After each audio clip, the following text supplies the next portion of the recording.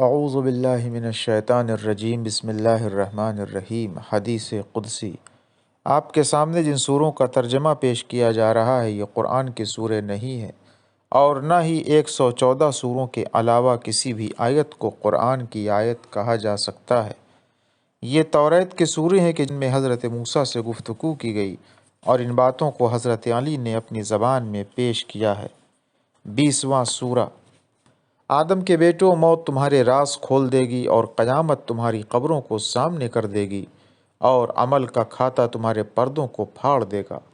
اس لیے اگر کوئی چھوٹا گناہ کرو تو اس کے چھوٹے ہونے پر نگاہ نہ کرو بلکہ اسے دیکھو کہ جس کا گناہ کیا ہے، اور اگر تھوڑی روزی بھی مل جائے تو اس کی کمی کو مت دیکھو بلکہ اسے دیکھو کہ جس نے دیا ہے۔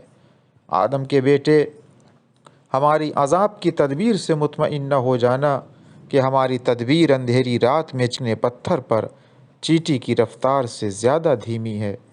آدم کے بیٹے، کیا تم نے ہماری ضروری کی ہوئی باتوں کو اس طرح ادا کر دیا کہ جیسے ہم نے حکم دیا تھا؟ اور کیا اپنے جان و مال سے غریبوں سے ہمدردی کی ہے؟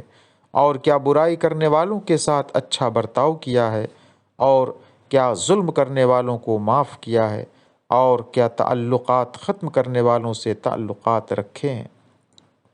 اور کیا غبن کرنے والوں کے ساتھ انصاف کیا ہے؟ اور کیا بات نہ کرنے والوں کے ساتھ گفتگو جاری رکھی؟ اور کیا اپنی اولاد کو ادب سکھایا؟ اور کیا دین و دنیا کے بارے میں علماء سے پوچھا؟